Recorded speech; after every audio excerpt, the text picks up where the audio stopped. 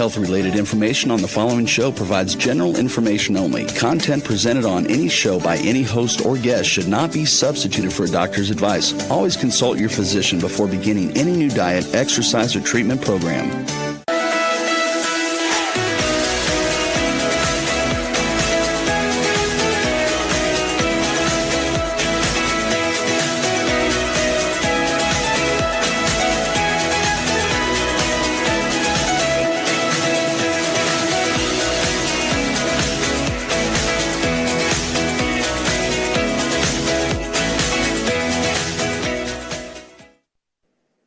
Hello, welcome to 5 to Thrive Live, a podcast about thriving for those who have been affected by cancer and chronic disease. I'm Dr. Lisa Schuler, and I co-host with my good friend Carolyn Gazella. You can find all of our past show podcasts on every major podcast outlet and our schedule on ithriveplan.com. And tonight, I'm very excited to be talking with Roy Upton about the global natural medicine movement. Roy Upton has been working as an herbalist since 1981. He's trained in Ayurvedic, Chinese, and Western herbal traditions. Roy is the founder, executive director, and editor of the American Herbal Pharmacopoeia, co-founder and past president of the American Herbalist Guild, and is an advisor to many organizations, including the United States Pharmacopoeia, the American Herbal Products Association, American Botanical Council, University of California, Santa Cruz, Sonoran University, Institute of Benkao Gangmu in Beijing, and the Tehran University of Medical Sciences. Roy is also the founder of the Global Alliance for Integrative Health and Medicine, which is a global initiative to cultivate a unified voice for natural health care. Now, before we start the conversation with Roy, I want to thank our sponsors, Cetria, which is a patented form of glutathione, clinically proven to raise blood glutathione levels. Glutathione is a master antioxidant, the body's primary defense against free radicals, and you can learn more at cetriaglutathione.com. We also thank ProThrivers Wellness Supplements, including ProThrivers Wellness Brain, a product specifically for thrivers that contains cognizin for memory, focus, and attention, as well as some other brain-supporting nutrients and herbs. And you can find this through your healthcare practitioner or on pureformulas.com. And finally, Dr. Ohhira's Probiotics, a best-selling probiotic for over 30 years, which contains 12 probiotic strains, which are shelf-stable without refrigeration due to a unique 3-year fermentation process. And you can learn more at drohhiraprobiotics.com. And hello, Roy. Welcome to 5 to Thrive Live. Hi, Lise. Pleasure to hear from you. Well, I'm excited to talk with you about this important topic because you are really quite an expert. You've spent decades studying and practicing herbal and traditional medicine around the world and traditions from around the world. So how do you define natural medicine in today's healthcare landscape? I think in my mind, natural medicine is most of the things we can first do ourselves, but two, the things that we can do prior to having to subject ourselves to more dangerous interventions like pharmaceutical medications or surgical interventions.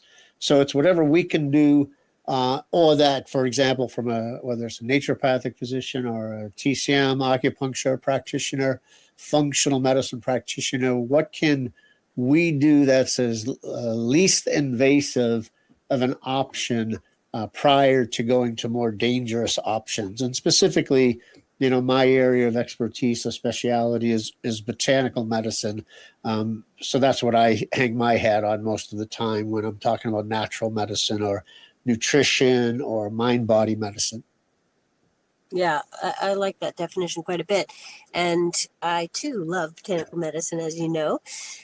So many people actually are surprised to learn that over 80% of the world's population relies on some form of traditional medicine for some aspect of their primary health care. So, this is around the world. So what can the U.S. learn from that? Because that's not necessarily the case across the entire U.S. population. No, not at all. I mean, you and I live in bubbles. I live in Santa Cruz. Actually, I'm not sure where you live these days, but Arizona, right? So we're surrounded by natural healthcare practitioners, and we're in that world. But when you travel to Nebraska, Alabama, you don't have that access in the same way that we do here or that we do in our lives. I thought about this question a little bit. I'm not sure that the system of medicine in the U.S. actually can learn, because it's so inundated with high tech medicine, versus focusing on prevention or focusing on less invasive interventions first. And we're so commercially oriented and so specialty oriented, that inherently brings with it a high level of technicality and expense. And this is one of the sad parts, of my recent experiences in working with or participating in the World Health Organization Global Summit on Traditional Medicine. There was very little U.S. Participation, and it's been like that for decades. So from a systems perspective, I'm not sure that the system can actually learn, because it's really, there's too many impediments, but the people can learn. And that's my mission, as to how can we get more people demanding access, first by, taking the self-care measures that they can, and then knowing that they have options like naturopathic physicians or Chinese medicine, Ayurveda, functional medicine, lifestyle medicine, integrative medicine, the whole, kind of cup of soup that natural medicine encompasses. Most people don't know they have legitimate options. Mm-hmm. Yeah, I love how you put it squarely back into the hands of the people, because I think that's really the beauty of natural medicine, as you said in your first comments, that it really is about prevention, and it's about people taking some degree of responsibility for their own health, but really just being given the tools that they need to do that well. And, this is a country that needs it. We have one of the highest healthcare costs of any country in the world, and yet we have some of the poorest health outcomes. And so I believe natural medicine definitely has a role in reversing that trend, and I'm curious what your comments are in that regard. Yeah, but it's not just you and I that have that opinion, Lise. This was loudly proclaimed at the WHO Global Summit in 2023, and then reiterated again at the second Global Summit in 2025.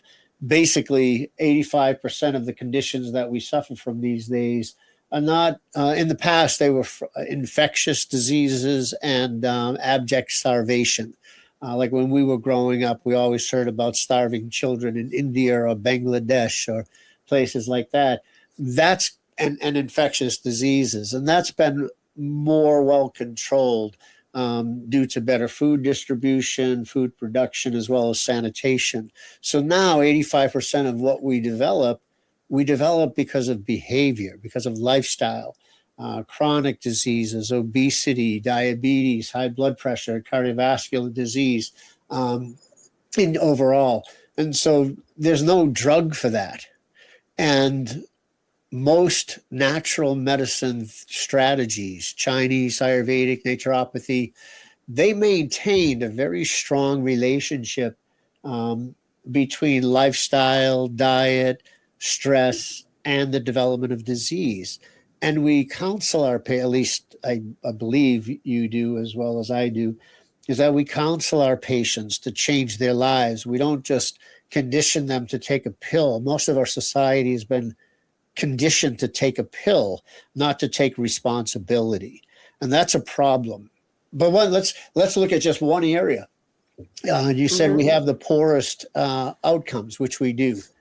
We have the highest infant and highest maternal mortality of any country. And that means we allow more of our babies and new mothers to die in the first year of their life than virtually every other similarly developed nation.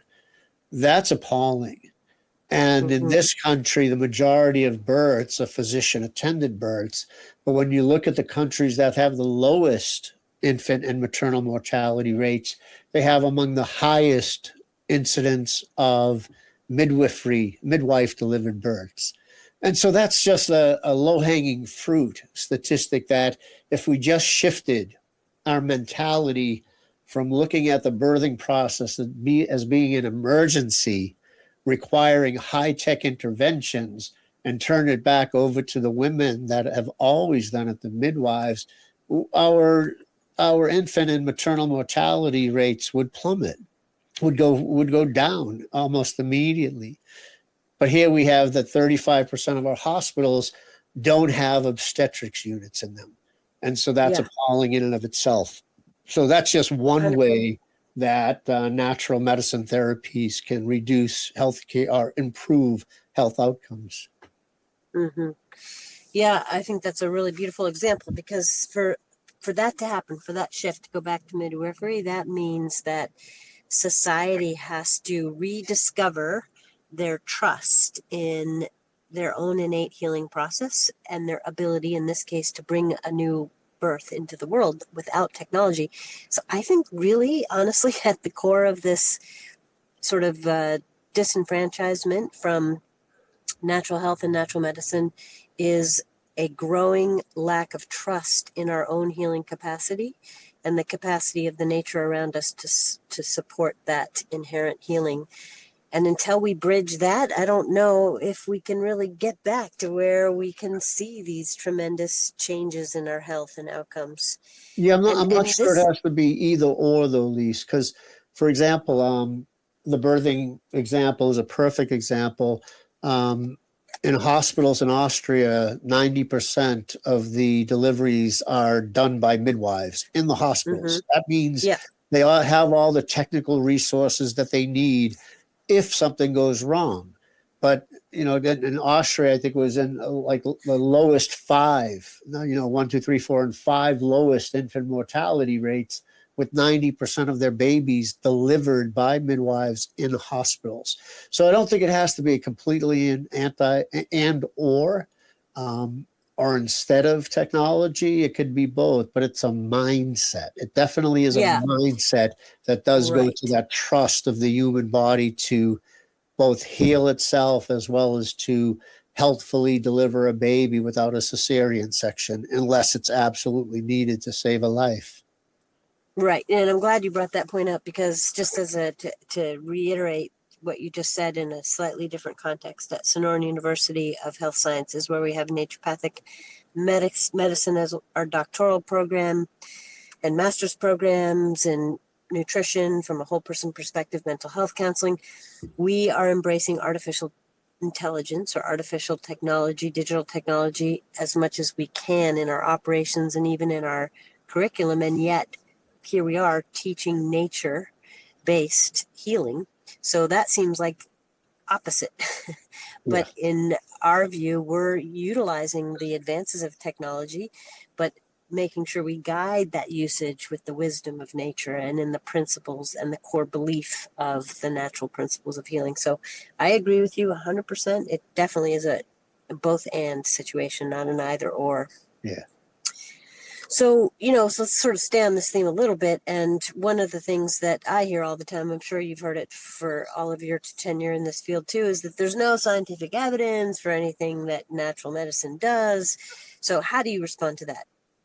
Well, first off, even though we do hear that question all the time, the premise upon which it's based is false, because it implies that there's scientific validation for what's done in Western medicine, and nothing can be further from the truth. I think you probably remember, Lise, about 30 years or 25 years ago, there was a survey done of how much of Western medicine was evidence-based. It was done, I forget the group who did it, but it was like a little bit more than 25% that was really scientifically based. And if you look at Cochrane reviews, for example, about Cochrane evidence-based reviews. They're the most critical evidence-based reviews on the planet.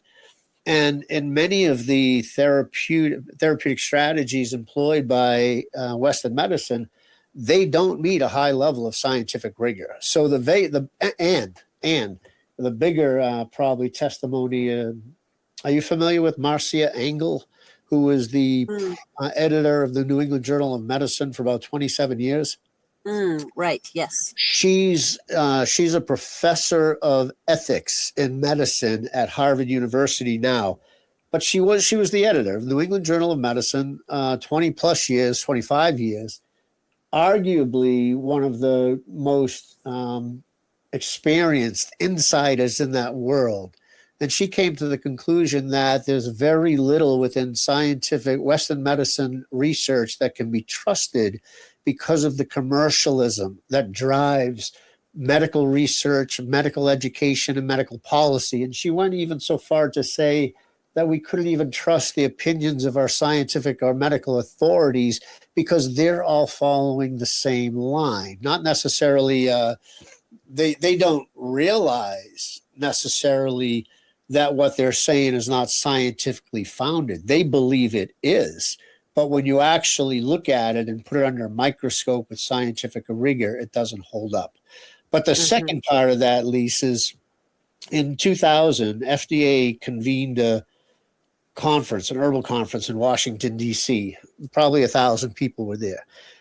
Everybody was talking about evidence, no evidence, no evidence, no evidence. There was a guy from FASB, the Federation for the Society of Experimental Biology, and NIH. And he took the microphone and he said, I don't know anything about herbal medicine, but before I came to this conference, I just wanted to get a view of the landscape of herbal medicine research. So I did a PubMed research, and I found over 200,000 clinical research papers on botanical medicine. He said that is not an insignificant amount of evidence.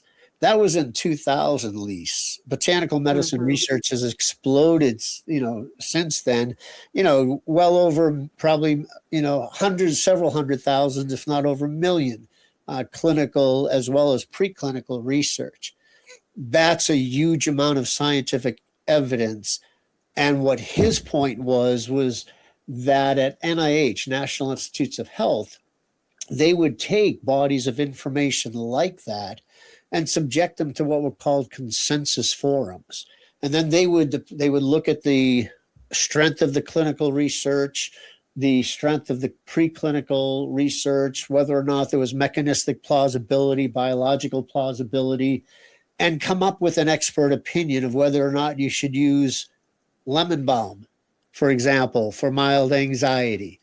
And that's never been done in this country. But the point being is that, one, what exists in Western medicine is not all scientifically valid. And there's a tremendous amount of scientific evidence that would allow us to have better informed choices about botanical medicine. Yes. And I would be very surprised if the number of published research trials just on botanicals, never mind all in the millions by now. I mean, the explosion that you referred to is a real thing. So much more research, which is, wonderful to see. So let's talk a little bit about access, because this is a challenge. It's a challenge economically, especially in the United States, when a lot of these natural health care options are not covered by insurance. It's a challenge geographically, as you noted earlier, and even legally for naturopathic medicine. For example, only 26 states, so, it's over half, but still almost half of the country does not even regulate naturopathic medicine. So there's definite barriers to access. And so I'm wondering if you could outline the next critical steps to improving access. What would they be? I think the first is that we haven't done our job well enough. And I say we from the bigger natural healthcare sector have not done our job well enough to articulate the benefits of what we do. Naturopathic medicine, I just said, okay, that's available in 26 states. Interestingly, Chinese medicine is pretty much available in every state because it wasn't viewed as being a competition to Western medicine in the same way that naturopathy is. Also, there wasn't as much infighting in the Chinese medicine world as there seems to be in other disciplines of natural medicine.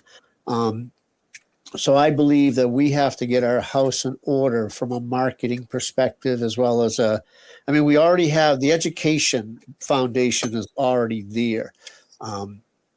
But from a marketing perspective, we really haven't expressed and articulated what the benefits of naturopathic medicine are. Here's something interesting that you might like to hear. I met a woman many years ago who was a medical doctor, conventional medical doctor, and she decided to also study naturopathy. And so she went to Bastyr University in Seattle at the time, and she chose not to waive any of her pre-med requirements. She wanted to go through the entire training program again, just to see how they taught it. She felt that the naturopathic medicine program at Bastyr was tougher than her conventional medical training, and she believed that they were trying to overcompensate, because some people don't look at, is naturopathic medicine really medicine? Well, at least this one person's opinion, a conventional medical doctor, her training in naturopathy was much more rigorous than it was in Western medicine. And so we still suffer from an inferiority complex as a profession. We've continued to allow ourselves to be marginalized in mainstream medicine. Here's one of the other little factoids, right? Acupuncture is approved for on the Medicare for things like lower back pain or knee pain and things like that.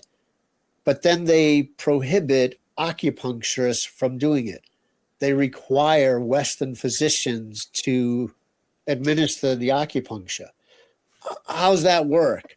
A physician can go do a Chinese medicine training program in a weekend or a couple of weeks and get a certificate that says they're a medical acupuncturist, then be able to get reimbursed for treating a patient with acupuncture. But an acupuncturist who literally was trained for 6 years doesn't have that same right. Right. That's a legal issue that requires probably legal action, because it's a restraint of trade from a profession being able to perform their professional duties for which they are duly licensed and trained. And so we haven't gotten our house in order. We haven't built our political network to be strong enough. We haven't built our consumer network to be strong enough to prevent prohibitions or restrictions like that from happening. Mm-hmm. That has to change. Mm-hmm. Yeah, I mean, there are so many issues and so many ways in which we are our own worst enemy, of course. And I'm speaking collectively of the natural medicine movement and professions therein. And there are legitimate forces arrayed against us, which makes the challenge even more difficult. So who's got this right? Which country you've studied a lot, you're on global panels, which countries or regions have really done a good job of integrating natural medicine into their public or their overall health system? I think China and India are the two best models for full systems of medicine and their integration. And I take that back, not so much their integration least, but as their access. So for example, I was in India about 5 years ago. A guy behind me starts talking to me, hands me his business card, and it says like Ayurvedic hospital or something on it, right? And I'm like, oh, you run an Ayurvedic hospital? He says, oh, we have a system like Kaiser. I said, like, how many hospitals do you have? And he's like, 127. Wow. I'm like, you have 127 Ayurvedic medical hospitals? He said, yes. I'm like, my God, that's amazing. It's incredible. And then, when I studied Chinese medicine in Shanghai University of Traditional Chinese Medicine in Shanghai.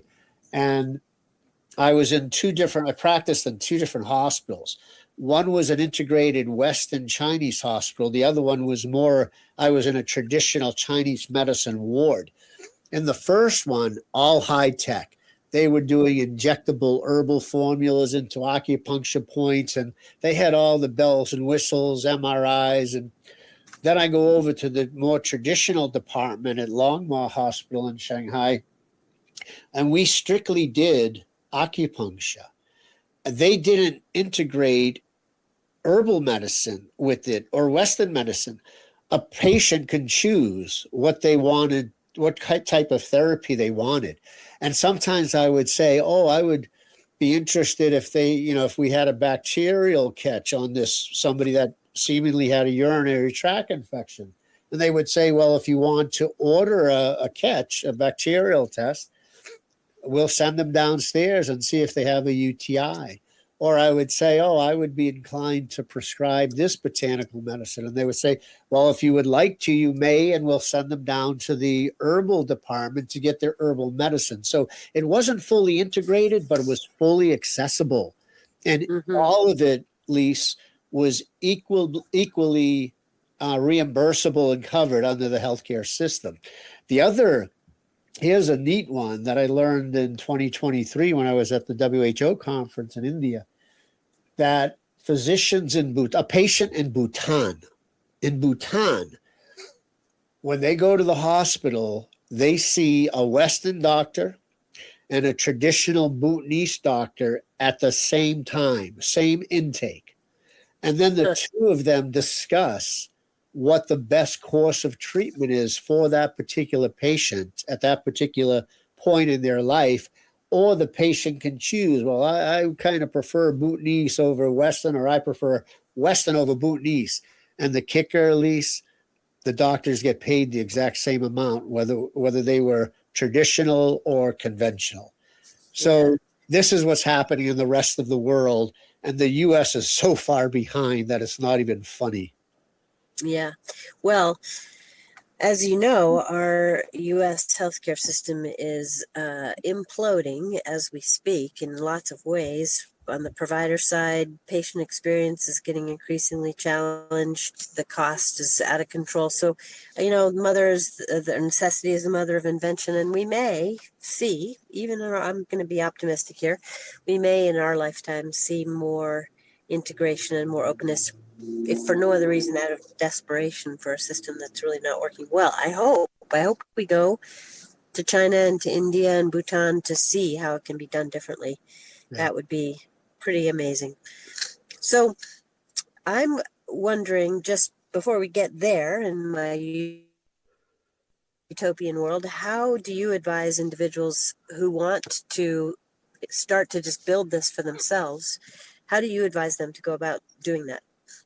Self-education. I mean, we have the ability to educate ourselves like we've never had before. Now, of course, there's both high quality and poor quality information that's available online, but there are a lot of high quality sources for information. I mean, any of the naturopathic organizations and schools, Andy Weil's integrative medicine program down there where you are in Arizona. There's so many good, even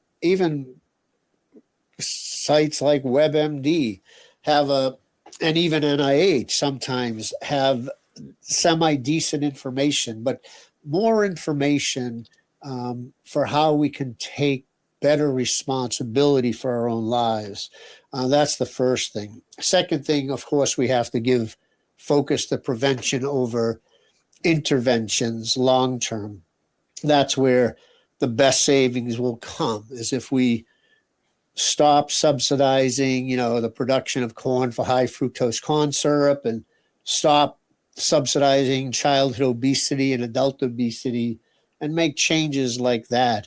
But in my world, both self-responsibility and education are really the two primary things that we have to engage in if we want to change healthcare in the U.S. Yeah, good enough.